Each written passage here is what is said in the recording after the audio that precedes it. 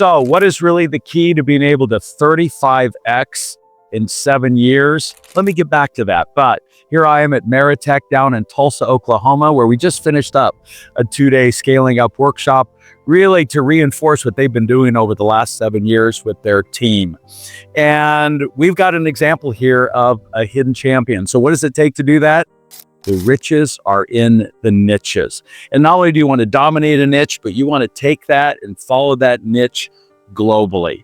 And so I'm here with the CEO, DZ. And DZ, tell us a little bit about where you were in 2017. You attended our Scaling Up workshop with YPO.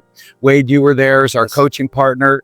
And you guys made a decision that you were going to take your general capability, which is, you'll explain, and then focus it in what niche? Yeah, so 2017, I was in New Orleans, session at Verne, where I went down with 5 of my leaders, and it's where we actually met Wade as one of the Scaling Up coaches, and hired him then and there, and he's been with us for 7 years ever since, and really grown our business together.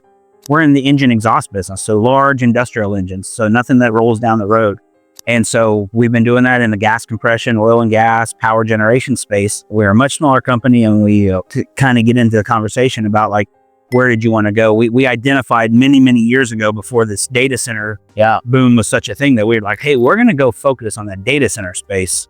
And we really kind of focused on that. And that's when you talk about the niches. We said, not only are we going to be in the industrial engine space, but we're going to focus on backup diesel power between 1 and 3 megawatts for data centers. And you got it. And you put together an initiative. You gave it a name, which was? They're named Project Big Mac, named after the guy, Jim McDonald, who I came up with. And I like food, so everything has a name about food. So we have sayings around here about focus on selling fries, which is the add-ons. And I always talk about my parfait, because I used to go to TCBY and layer those things in there. I'd layer your business. And anyway, so of course it was Operation Big Mac. Yeah. And that was really then to get that 100% solution for the data center. So back to that high, wide, and deep, right? So we said, if we're going to focus on this space, we had to create new product. We had to create some new controls platforms. We had to create a new service model. And we said, we're going to work on this. And we did it. And so we had that product in place before this power density craze that's taking place right now. And of course, we're having to evolve with it. Don't get me wrong. It's not like 7 years ago, we were the smartest people, but we got the start on it. And that start gave us the platform for that space. And back then you were in 3 countries. Today you're in how many? 60 plus. 60. So you are taking that niche and following it all over the world, from 43 employees to today. Between 800 to 1,200, depending on, we have lots of outsourced labor, lots of this, but effective employment, well over 1,200 people, operating in about 60 countries. Yeah, and that's how in 7 years you're able to 35x the organization. And by the way, along the way, doing good. So you guys have really been focused on the impact that you're having. Yeah, literally. Our product really takes the particulates and the NOx and the VOCs, hydrocarbons, out of the exhaust stream. We take hydrocarbon-based power generation, and we can clean it up, in many cases cleaner than the grid. So I can take a diesel engine in many parts of the United States and clean it up cleaner than the grid power that everyone thinks is the cleanest power out there. And so part of that is we remove particulates, and we remove ozone, or VOCs, which creates ground level ozone, which adds to asthma. We can add to lung cancer. So we can actually trace our impact. And we submit all that stuff through our Rise Climate Fund, and we track it. We can look at how many year lives we save every quarter, just by people living better and having better lifestyles. And so not only absolutely we're EBITDA motivated, we're owned by a PE firm. Yes.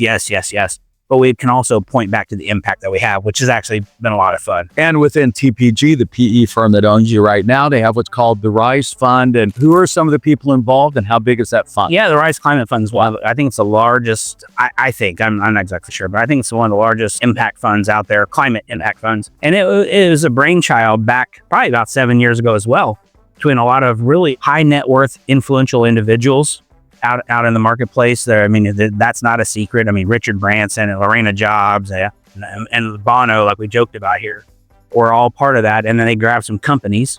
Okay, there's like 20 companies that came in. They all consolidated and raised this $8 billion and said, the ecosystem, the climate ecosystem is out there. Yes, we're gonna be entrepreneurs, and yes, we're gonna invest, but we're gonna collectively make it better. And then we're gonna share, and we're gonna do that. So it's kind of nice to be part of the climate ecosphere. Rise Climate Ecosphere, because we're one of 22 companies And we all are kind of interrelated, doing different things, but it's all measurable with impact, and we all report our impact in quarterly. And the fact is that you've got some important influencers part of that, which have been helpful along the way in landing some of the biggest brands in this space. Yeah, we do the work for almost every major hyperscaler. Many of them are our core customers that we travel the globe with. So why are we from 3 to 61 countries? Because we go with them. Yeah. And we've always talked about, you only know you've nailed scale and strategy if the customer is coming to you, if they're calling you. And that's the big change you've seen over the last few years. I have spent a lot of years on American Airlines and the seats, and traveling myself. We probably have 74 salespeople. You talk about coverage now on daily coverage. We're out in the marketplace. We physically have people in 13 countries, plus in our reps and other things. But now the entrepreneurs, that door right there feels like a revolving door. I should probably replace it with one of those ones like the airport has.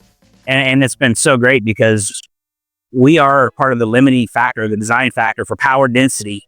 And the more emissions controls and the better we can do, the more power we can put on the site. More power you can put on the site, more GPUs you can put, the more AI cloud data. So we're part of the strategic planning, as opposed to replying to an RFQ.